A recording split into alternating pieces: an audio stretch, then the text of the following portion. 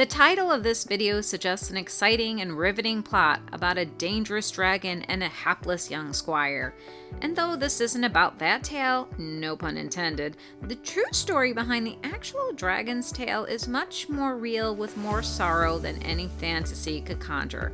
Perhaps this is why North Carolina's Tale of the Dragon is so popular among tourists and serious sports motor vehicle enthusiasts. They sense or feel some of the history and mystery of the region and its sharp turns, extreme switchbacks, and stomach-turning corners on this 11-mile stretch of road on Route 129. Welcome to Bear Facts, where we explore the Smoky Mountains one bear fact at a time. So I'm not going to make this a history lesson. There is definitely a long history behind this infamous road, from its humble beginnings as a foot trail for the wild bison, deer, and elk that inhabited these lands long before the early native people who call these mountains home made their mark, to the brutal struggle of the early settlers trying to access remote and hard-to-get parts of the Smoky Mountains, and finally to the brutal wars and battles over ownership of the vast resources and land that are now part of the Smoky Mountains and Cherokee lands. But history isn't the reason most people seek out this remote and unassuming narrow gravel road. I'll be honest, I had never heard of the Dragon's Tale before becoming enamored with the Smoky Mountains. Once I began my bucket list of things that I wanted to do in the Smokies, the Tale of the Dragon made it on my list along with the Foothills Parkway, not to be confused with the Blue Ridge Parkway. Both roads will offer spectacular views of the mountains, but the Foothills is close to Townsend and you can get to it by following 321 from Pigeon Forge. Most people who are serious about the Smokies know that the Foothills Parkway is an incredible stretch of highway that offers some of the best views in the Smoky Mountains you can find. This part of the Foothills is also at a very high elevation and gets shut down quite frequently due to weather. Over the years, it seemed that any time we wanted to go to the foothills, it was closed due to weather. Because we can't always predict if the parkway will be open in winter, we didn't really plan on going. It was just a scouting mission to see what the hype was about. We also knew that winter is a great time to see the stretch of highway, especially when the trees are dormant and your view is unobstructed. To access this section of the Foothills Parkway, we ended up going through Townsend, up 321 from Pigeon Forge. There are other ways to get to the foothills from 321, but this route works better for us, especially that day. This very long but scenic drive will also get you to Cades Cove and other big attractions in the Townsend area.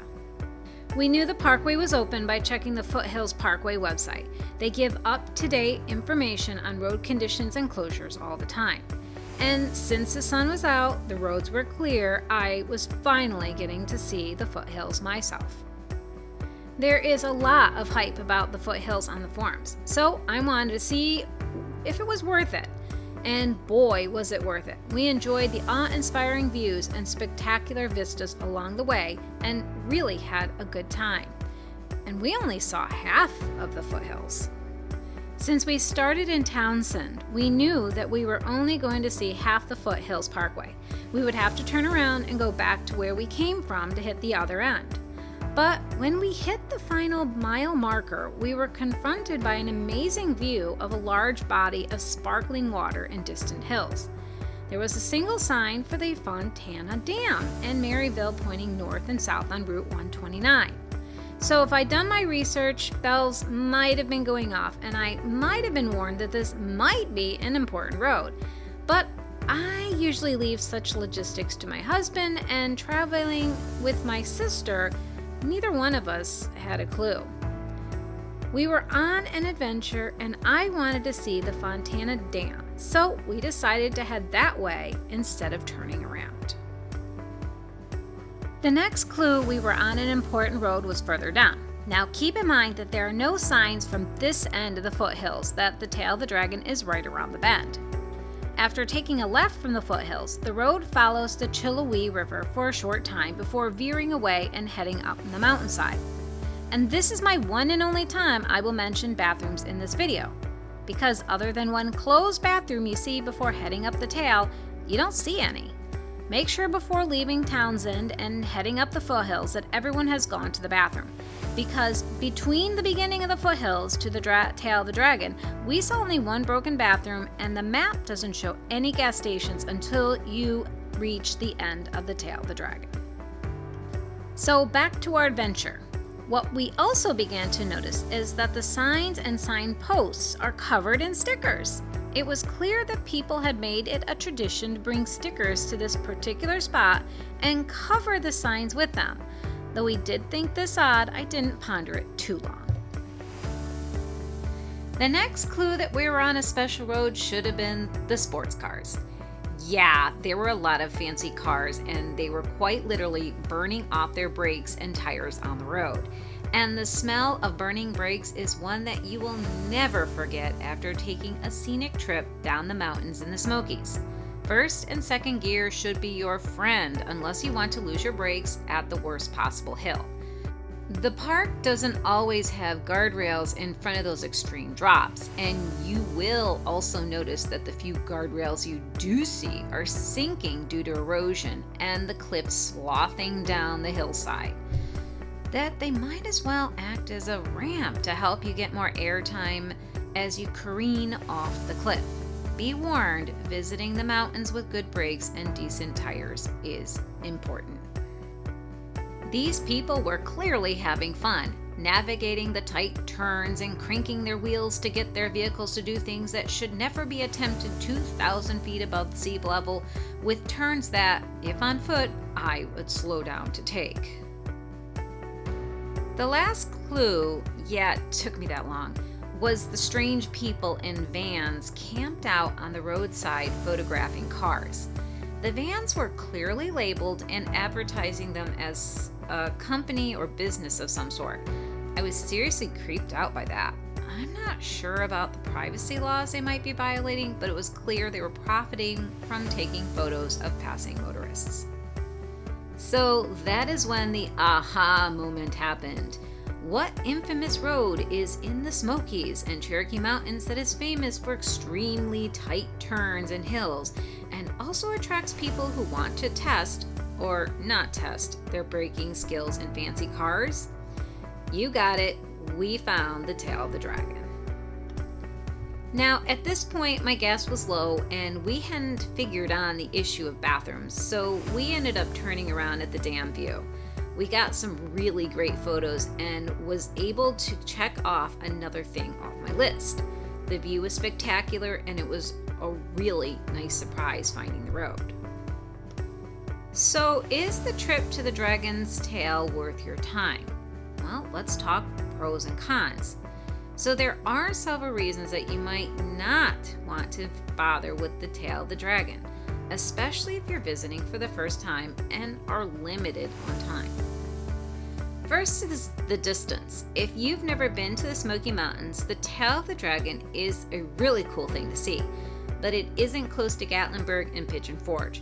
You will have at least an hour or longer drive to get there from Pigeon Forge. So if you don't have an entire day to use, this might not be the best way to use it. The second reason is the road itself. There are some really great views, but this is a popular location for people who want to drive fast and hard. Stopping and taking photographs can be dangerous for you and everyone else. There are very few places to safely stop and or even turn around. So if you aren't comfortable on roads with poor guardrails, tight turns, and high elevations, this is a bad road for you. It may be a tourist destination, but many of the people who are on this road are not there for the views and might not demonstrate restraint when trying to pass someone else taking a slow scenic drive. I imagine that road rage has been an issue. There have been a lot of accidents and deaths on this road. You can and will get a ticket if driving or acting in a way that goes against the law or is unsafe. My experience was ideal since it was one of those extremely rare winter days where the road was actually open and clear. People usually don't plan trips to the tail of the dragon in their fancy cars in the winter, so the road was actually pretty empty. The drivers we did see were very respectful and considerate. I would never tell people not to go on the road. Just be aware of your personal limits and what you are comfortable with. Riding your brakes and driving slowly could very well spell disaster. This can be a very fun road, but it also can be dangerous. There are just as many reasons you might want to make the time to see the tail of the dragon. First, if you are a car enthusiast, love to drive a little on the dangerous side, and want to see one of the most famous roads in the US, then the tail of the dragon should be top on your list of things to do when you're visiting the Smokies. Secondly, if you have an extra day to sightsee and want to get out of Gatlinburg or Pigeon Forge, it's a really nice drive. There is quite a lot to see and do on the way. You can stop at Cades Cove, visit Elvira's Cafe, shop at some of Townsend's local businesses, or just take your time getting pictures at the Foothills Parkway on your way to the Dragon. Also, the chance to see the Fontana Dam is so worth the drive. You might not be able to find a safe spot to stop and take in the view, but if you manage to get one of the few safe spots at the lookout, it's breathtaking. So, if you do decide to make the trip down Route 129, just make sure you have a lot of gas, good brakes, and a sense of adventure before looking for dragons and tails you might have after the experience. As always, I hope that you have enjoyed my video and have found some useful information for your planned trip to Gatlinburg and Pigeon Forge. If you have any questions or would like to make any comments, I appreciate any thoughts you have on my videos. And as always, click the like and subscribe to my channel so that I can continue to find more fun ways to explore the Smoky Mountains with